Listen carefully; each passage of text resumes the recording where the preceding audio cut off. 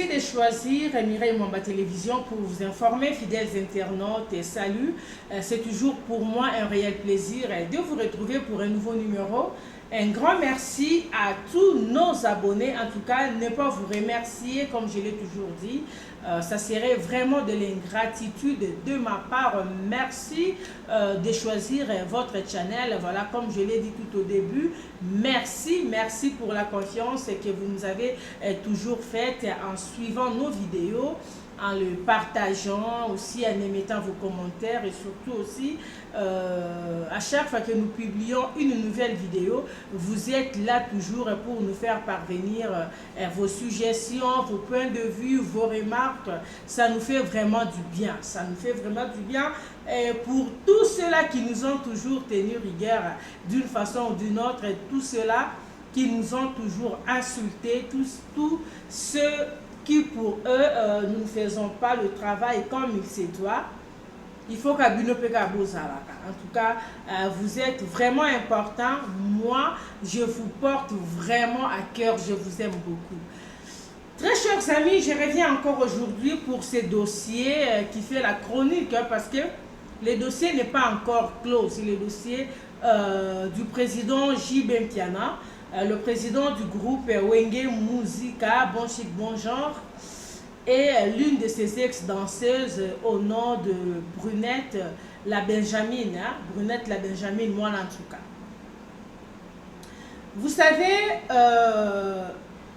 quand ce dossier a commencé, il y a eu beaucoup d'interventions. Chacun a interprété en sa manière. Mais je vous avais dit tout au début de cette émission, quand j'avais fait la première émission concernant ces dossiers, je crois le dimanche passé, je vous avais dit que c'est un dossier qu'il ne faut pas traiter avec des émotions.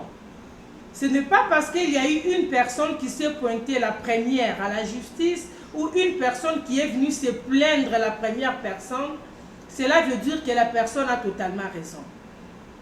Dossier Bimaki, moi en tout cas s'était senti lésée. Elle a jugé bon de venir sur les réseaux sociaux. Une démarche tout à fait normale parce que depuis un certain temps, ce que nous avons mis dans les réseaux sociaux, la personne arrive quand même à trouver une solution à son dossier. Après les réseaux sociaux, elle a saisi la justice. Le problème c'était quoi? À l'âge de 9 ans, 10 ans, elle avait intégré le groupe Wenge Muzika Bon Chic Bon Genre du Papa Chéri. Pendant ces temps-là, il y a eu des histoires qui se sont passées. Selon se dire, elle a été abusée. À 10 ans, le président du groupe Bon Chic Bon Genre, à la personne de J.B. Mpiana, lui doigté. Par les accouchements, voilà. Et petit à petit, à l'âge de 13 ans, il a commencé à passer des rapports sexuels avec la fille. Là, c'est toujours selon la fille. Parce que jusqu'à-là, J.B. Mpiana lui-même ne nous a pas encore donné sa vraie version ou encore sa version par rapport à ce dossier. À l'âge de 13 ans, on a commencé à lui pénétrer maintenant. Ok, J.B. Mpiana a commencé maintenant à passer des rapports sexuels proprement dit avec la fille. À l'âge de 15 ans, elle a eu son enfant. Elle a un enfant avec J.B. Mpiana, l'enfant a maintenant 9 ans. À l'âge de 13 ans, elle a eu à avoir on lui a fait avorter 2 fois. Là, ce sont les propos de Brunette la Benjamine, ou encore moi en tout cas. Alors, arrivé à la justice, dossier Kendaki et Zongi, bref, J.B. Mpiana s'est présenté à la justice la semaine dernière, il s'est pointé à 22 h. Waouh, Congo mon pays, il s'est pointé à 22 h et tout, Bamati Bakiti, il y a eu un arrangement à l'amiable. Selon nos sources, selon ce qui s'est dit, il y a eu un montant de 130 000 $ qui a été débloqué au Bapesi, moi Nantsuka, avec une parcelle. Tu évites parcelle, Bapesi, Mikande, Lupang, Moro, Sombeli ou quoi. Mais curieusement, moi Nantsuka revient encore sur les réseaux sociaux pour nous dire que l'Ikamba 130 000 $ wana eza lokuta. 130 000 $ wana amoni yango te, asimbi yango te, epesami pete lupangu oyo balobi ke jibe mpiana 130 000 eza lokuta jibe président jibe mpiana asombeli nga lupangu te tosololaki awa na avocat mpona kodedommage nga ndenge asalaki nga bamakambo wana ifalaki apesa nga 130 000 mais na 130 000 yango eza na baavocat mpe na kati bazwa donc nazwa 130 000 te donc eza makambo ya lokuta donc mpe apesi nga mpe mbongo yango te donc bapesi nga mpe te jibe président jibe mpe asombeli nga lupango te mpe nanu mpe apesi nga 130 000 yango te nazaka awa na mboka la polisi te baprotege ngai. Voilà, fidèles internautes, vous venez là de suivre audio, il y a Brunette, moi en tout cas. Pour Nabao qui peut être bien parce que le son n'est pas aussi très bonne. Brunette nous dit ceci. Brunette, c'est l'ex-danseuse de Jubé Mpiana, celle avec qui il a eu un enfant, ils ont eu des problèmes et tout. Il ne s'occupe plus de la fille, tout. La fille a jugé bon, il y a quoi la justice. Boyokaki dès le début, ndenge likambo banda, mais Brunette nous laisse entendre que likambo bozo yoka na réseaux sociaux. Il y a que Jibe Mpiana sombeli yendaku apesi 130 000 $. Je pense boyoki ba propos na ye. Ba pesi yendaku te azwi 130 000 $ te. Montant wana ya 130 000 $ et lobami. Mais ba pesi yango te wana eza selon Brunette. Mais l'information biso toza nango. Toyoki ke Brunette ozwi montant moko ya mbongo qui n'est pas 130 000 $ parce que vous avez eu même à faire une lettre et à reconnaissance ou encore il y a des charges qu'oso reconnaître ozwi montant ya mbongo selon l'information nanga tu as perçu 70 000 $.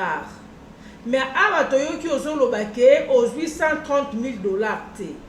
Ozwi 70 000 ou ozwi et le côté parce que dossier ozo kende bouluyeke s'il vous plaît. Brunette a levé na 130 000 $ wana ce qui est vrai a rejoindre yemorote pour avocat pe bazana kati. Ce qui est tout à fait normal. Ba avocat il faut baza ba honoraire na bango. Likambanda kukutu eza lokuta ba sombeli enda kute. Siko Brunette aujourd'hui 130 000 $ te aujourd'hui combien? Mukanda oyo reconnaissance des charges au salaki na parquet. C'était pour avoir perçu combien? Il faut vraiment que cette histoire est si là parce que y a président Jibe Bosonoli boyokani ke bo traiter en dans l'amiable parce que moi nazana kati. Si on a joué battre justice congolaise par rapport y a ba plainte y a Brunette ba bu nyonso wana. Donc justice a décidé à emballer yango parce que bango mibale ba yokana comme moi nazana kati que l'affaire se traite na ndenga famille dans l'amiable. C'est un dossier très compliqué. Balokuta eza mingi. Parce que Brunette jusque là aux zones zimate ko bota mwana musu ya mibale. Mais selon nos informations ozana mwana moko il y a moins de 2 ans. Aza mwana ya petite sœur na yote o bokendara na anniversaire ya mwana le 17 décembre 2023. Non, on ne parle pas de cet enfant là. Mwana moko ozana e oyo yo oboti. Bon là n'est pas le problème si tu as eu un autre enfant et sa vie na yo, tu es libre de faire de ta vie ce que tu veux. Tu es une grande personne. Mais le problème est un des cas que non, quand tu te retrouves devant une situation, mensonge ezalaka mingité. Mensonge ezalaka bien mingité. Parce qu'il y a certaines personnes qui pensent que à force ya koluka kokosa pona kosimba je ne sais pas moi mitema ya batu po batu ba yokela o mawa tout et ça la vraiment kitoko côté tu vois dans l'affaire s'il y a trop de mensonges au moins on appelle nzela malamu te makambo ebando kende yoka bulu yeke président Jibe Mpiana engagement aujourd'hui il y a 130 000 $. En tout cas, Erosala bien mingi, ceux qui vraiment ont respecté yango. Pour biso selon biso, na o elobamaki, nous on pensait que Likambango et Salamaki Mbalamoro tant transfert et Salamaki. Ce qui n'était pas le cas, sauver quand même honneur Nayo, Brunette à l'âge de tes enfants. Ok, au beau taillé. Donc, si on faisait ça à l'une de tes filles, je ne pense pas que ça va t'arranger. Mobile Mora Botina Moananayo, avant Botana Moananayo, il a eu abusé na Moananao, na âge à 10 ans, et ça vraiment malade humilité. Quand il faut éviter de profiter de la faiblesse quand vous avez une certaine autorité. Ce n'est pas bien. Mais dans ce dossier, il y a Brunette Najibem Piana. Mensonge et belé. Bobo Sanate. Na début de l'émission, na salle qui dimanche passé, na FC Bino na un dossier Oyo. Et ça na Batouba se retrouver en exil. Bopé Sanga raison. Si ko exil Luana, Batouango ba oponambo kamusulte, ba oponan Rwanda. Et ça n'a pas tout que nous rejoindre Corneille dans la rébellion par rapport à ces dossiers. Bah main noire est belé, mité mamabe est belé, Brunette Zala la vérité. Tu n'as pas perçu 130 000 $, ok. Mais bon aujourd'hui n'a parqué aujourd'hui combien? Aujourd'hui est leur ôté. Donc si j'ai bien qu'il y en a yakiwana, ayaki ne kaka lobby bo yokani, il n'a pas donné quelque chose yo aujourd'hui. Au percevoir et leur au moroté na montagne bongo oh ya loba qui a 130 000 $. Si tel est le cas, en tout cas ça fait très mal. La justice congolaise dossier de GCA qui est pas na bino. Bien que batuba yokani ba traiter en dans l'amiable. Alors il faut les aider et kendeti na souka. Il faut les aider Kendetina Souka, que Brunette aussi se retrouve parce que dans l'interview na Landi, elle tient toujours à quitter l'Afrique. Azan est vraiment la posa au vanda awate. Souci n'a vraiment c'est d'aller en Europe, au Canada ou aux États-Unis. Donc souci n'a eza abima. Elle ne veut plus être ici, ce qui est tout à fait normal les droits naïe. Ce qui vraiment borokyo sungaye na mbogo naïe wana comme posa naïe eza bima kende poto a que nous ça la vie naïe parce que selon elle elle pense que soka bimi les choses vont très bien marcher pour elle, elle va se retrouver voilà, ça a sa façon de voir les choses. Donc c'est un peu ça Jibem Piana ça là qui mobali humanisme et ça là. Libère la petite, c'est quand même une petite qui t'a servi. Elle t'a servi dans ton orchestre parce que moi je me rappelle encore quand Brunette est qui BCBG. Beaucoup de gens bazala ikoya ba concert à BCBG, tozala ikoya ba concert à le château et dimanche na 15h. Rien que pour tout le monde à moi nansuka. Donc quelque part à côté c'est lui mbongo na orchestre na yo. Et ça na ba tu bazala ko yara po ba mona moi nansuka. Ça c'est vrai. Bamon a quand des petits toi nazala ko bina à côté c'est là ba 10 francs. Et en dehors il y a servir un orchestre, elle t'a encore servi au lit. Tous a peu battu. Elle t'a servi au lit à peu sur peu moana. Ozangi pe mbongo te.